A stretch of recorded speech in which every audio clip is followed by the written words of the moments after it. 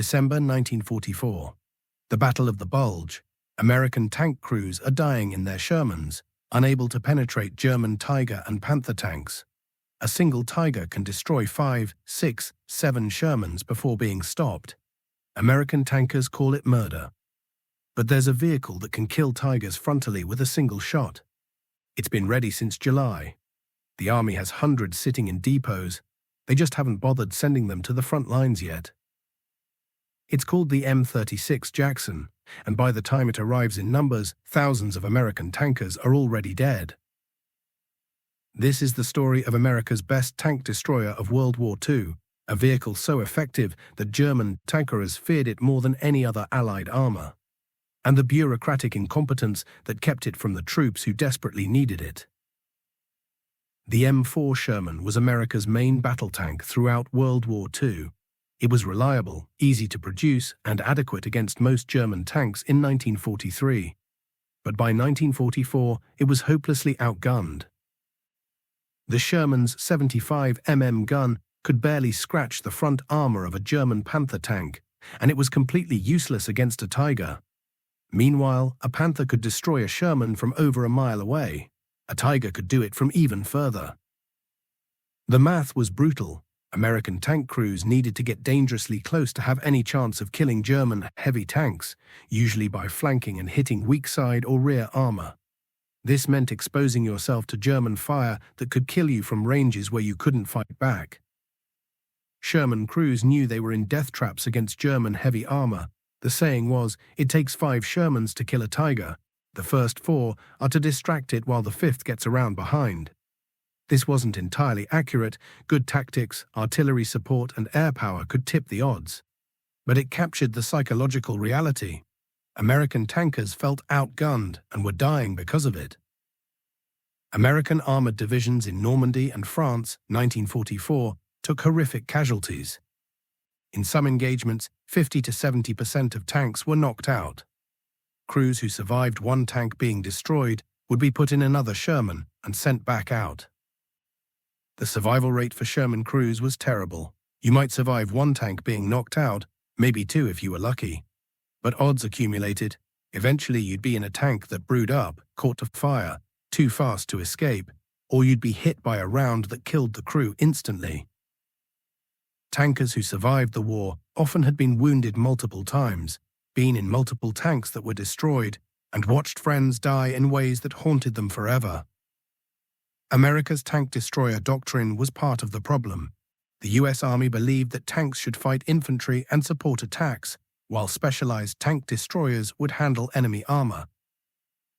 Tank destroyers were supposed to be fast, lightly armored vehicles with big guns, mobile ambush weapons that would wait for German tanks, shoot and relocate before being hit. Speed and firepower over armor. This doctrine assumed defensive warfare where you could choose engagement ranges and positions. It worked poorly in offensive operations where American forces had to advance against dug-in German armor. The tank destroyers America fielded early in the war reflected this doctrine. The M10 Wolverine, 3-inch 76 mm gun, and M18 Hellcat, 76 mm gun very fast. Both were decent, but lacked the firepower to reliably kill Panthers and Tigers frontally. American commanders in the field knew exactly what they needed: a gun powerful enough to penetrate German heavy armor frontally, with enough armor to survive German return fire, and mobile enough to advance with attacking forces.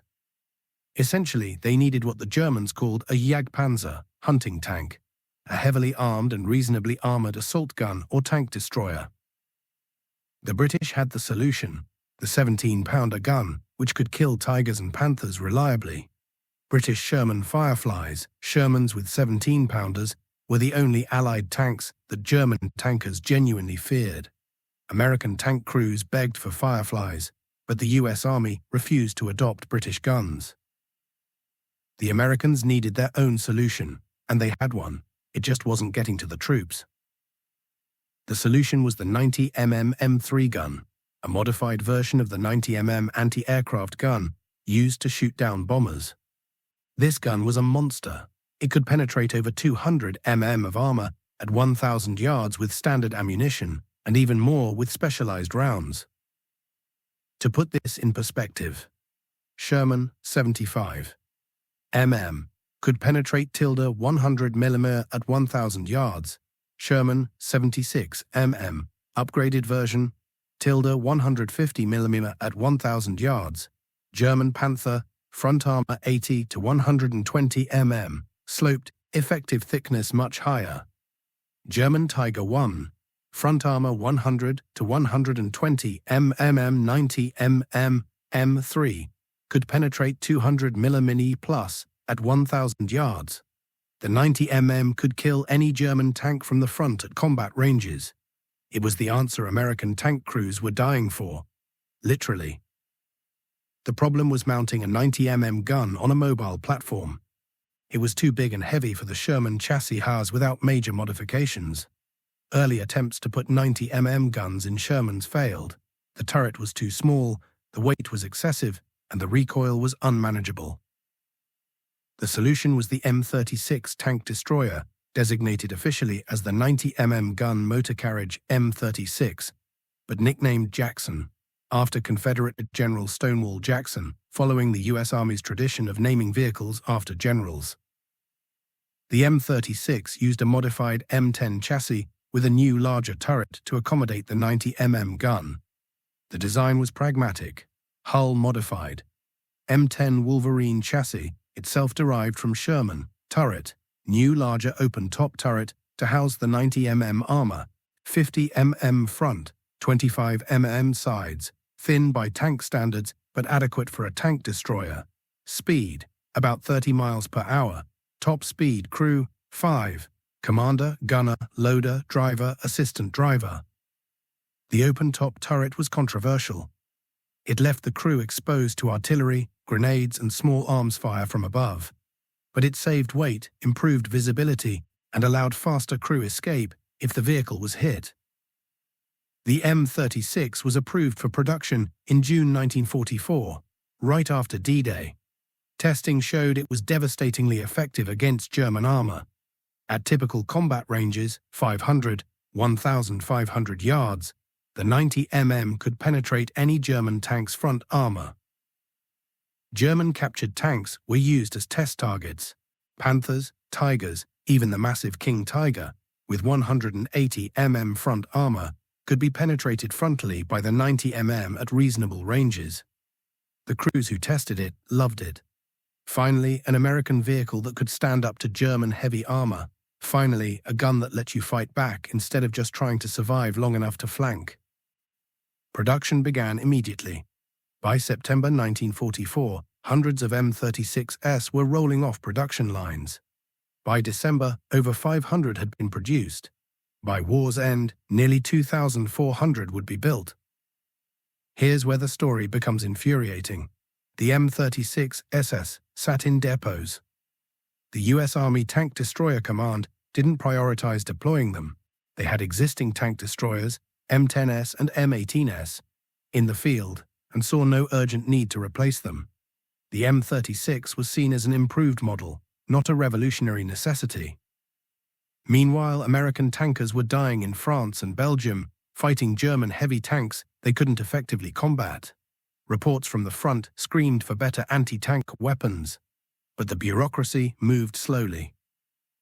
The first M36s reached Europe in September 1944, 3 months after production began. They were distributed slowly in small numbers to tank destroyer battalions that had to be retrained on the new vehicle. By November 1944, only about 100 M36s were in combat in Europe. Most American units still relied on 76 mm armed Shermans, M10S, and M18S, all inadequate against Panthers and Tigers. Then came the Battle of the Bulge.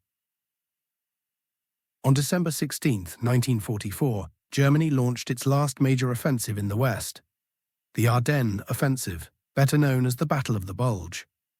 Over 200,000 German troops, including the best remaining panzer divisions, attacked through the Ardennes forest, aiming to split Allied forces and capture Antwerp. The offensive included significant numbers of Panther and Tiger tanks, and even some King Tigers. American forces in the Ardennes were caught by surprise. Many units were under strength, resting, or newly arrived. The initial German assault shattered American defensive lines. Thousands of American soldiers were captured, killed, or surrounded. American armor was critical to stopping the German advance, but American tanks were hopelessly outgunned.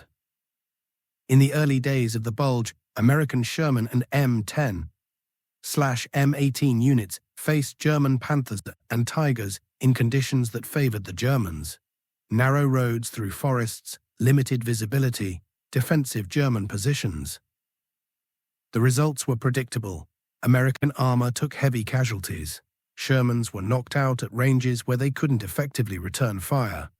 Tank destroyer battalions with 76 mm guns found they couldn't reliably penetrate German heavy armor frontally. In some engagements, individual German tanks destroyed multiple American vehicles before being stopped. The Battle of Elsenborn Ridge, the defense of St. Vith, and fighting around Bastogne all saw American armor struggling against German heavy tanks. American crews were brave and fought well, but courage doesn't defeat physics. When your gun can't penetrate enemy armor and theirs can kill you easily, tactical skill only goes so far. In December 1944, over 500 M36s had been produced, but only about 100 were in combat in Europe. The rest were in depots, in transit, or allocated to units still training. The units that had M36s reported they were devastatingly effective. German armor that had been nearly invulnerable suddenly became killable. Crews loved the 90 mm's power and range. But there weren't enough of them. American commanders in the Bulge were begging for M36s. Emergency deployment began, but it took time. M36s were rushed forward, but many didn't arrive until late December or early January, after the crisis had peaked. When M36s did see combat in the Bulge, they proved their worth immediately. The 703rd Tank Destroyer Battalion, equipped with M36s, fought around Bastogne and was credited with destroying numerous German tanks, including Panthers.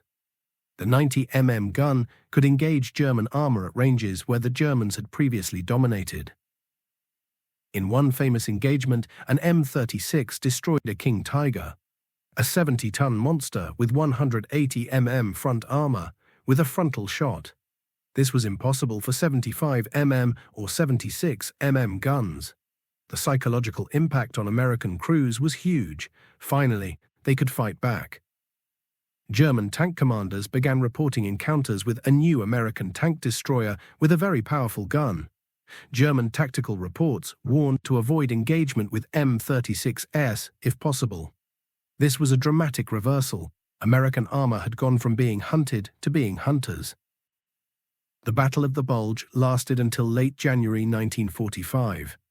American casualties were enormous: 19,000 killed, 47,500 wounded, 23,000 captured or missing. It was the bloodiest battle for American forces in Western Europe. How many of those casualties were tankers who died in Shermans or M10 air, fighting German armor they couldn't effectively combat? How many could have been saved if M36s had been deployed in numbers back in September or October? We can't know for certain, but we know that units with M36s had better survival rates and combat effectiveness against German armor. We know that German tankers feared the 90 mm gun. And we know that hundreds of M36s were sitting in depots while American tankers died. The M36 eventually arrived in large numbers. By March 1945, most tank destroyer battalions in Europe had been re-equipped with Jacksons. But by then, Germany was collapsing, and the worst of the armored combat was over. The 90 mm M3 gun was the M36's defining feature.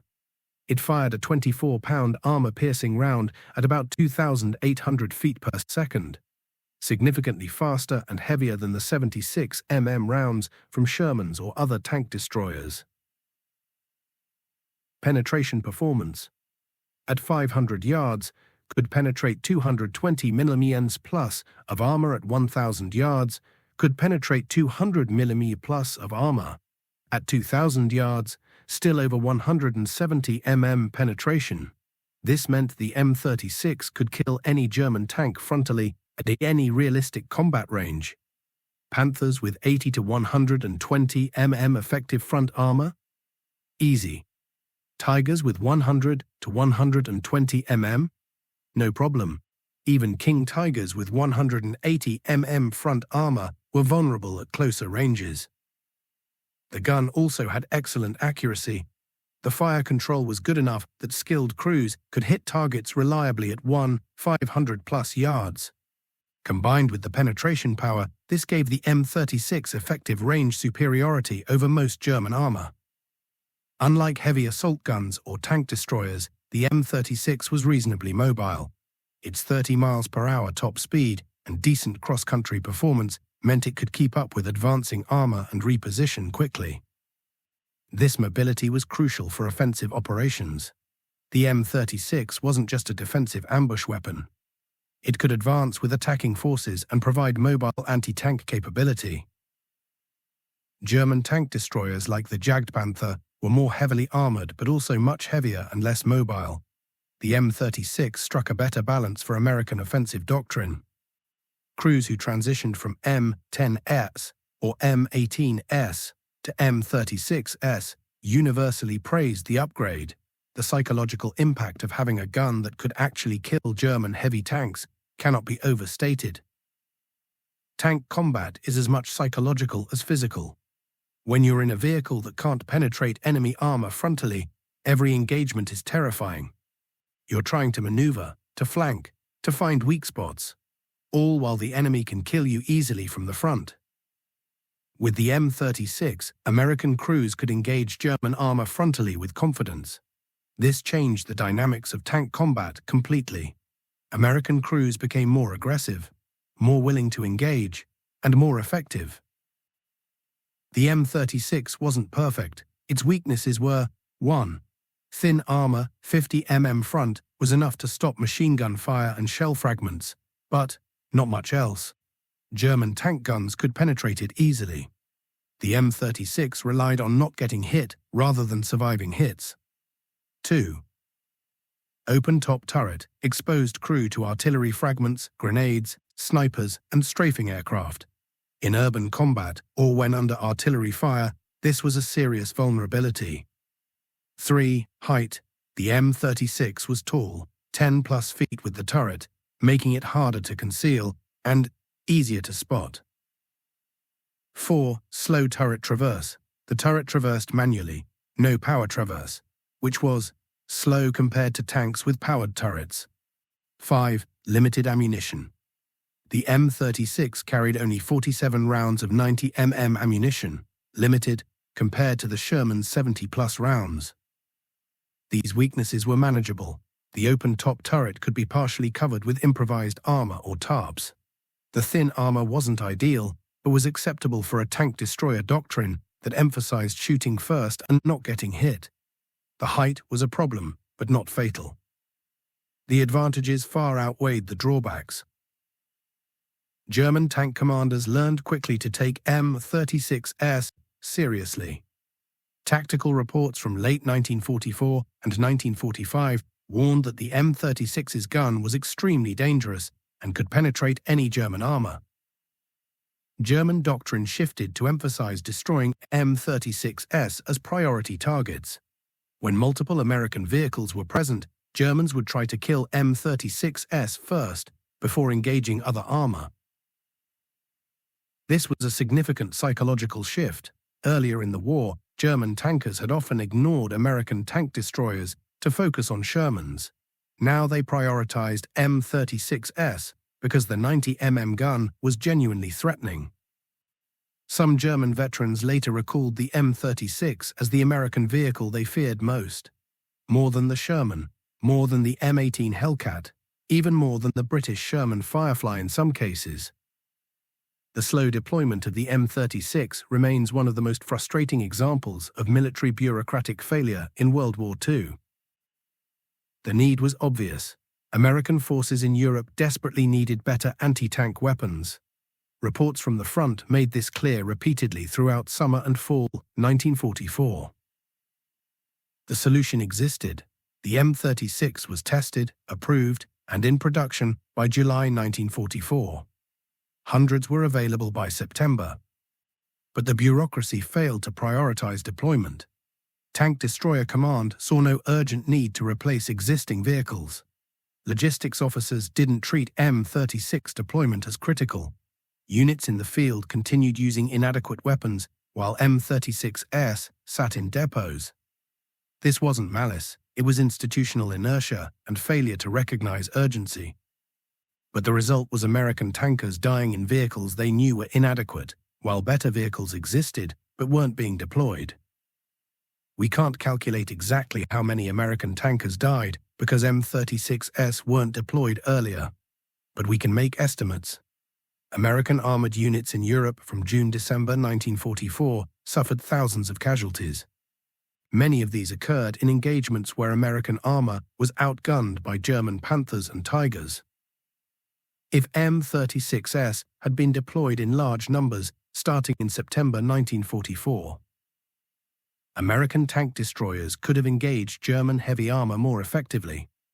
American casualties in armored engagements would likely have been lower. German armor would have been less dominant in battles like the Bulge. Conservative estimates suggest hundreds, possibly over 1,000 American armored crewmen died in situations where having M36s available might have made a difference. This is speculative, but the pattern is clear. Better anti-tank weapons save lives in tank combat. The M36 was demonstrably superior to what was available. Delaying its deployment cost lives. After World War II ended, the M36's combat career continued. It saw extensive use in Korean War, 1950 to 1953. M36s were used effectively against North Korean TD-34-85 tanks. The 90mm gun could easily penetrate T-34 armor, and M36s proved highly effective in the tank battles of the Korean War's early months. European armies. Many European countries received M36s through military aid in the 1950s. France, Italy, Yugoslavia, and others used M36s into the 1960s and even 1970s. Middle Eastern conflicts. Some M36s saw combat in Middle Eastern wars through the 1960s and 1970s, though by then they were obsolete against modern tanks. The M36's longevity proved its design was fundamentally sound. With upgrades and modifications, it remained useful for decades after World War II ended. What if the M36 had been deployed in large numbers starting in July or August 1944, immediately after D-Day? American armored units would have had effective anti-tank weapons during the fighting in Normandy and the advance across France.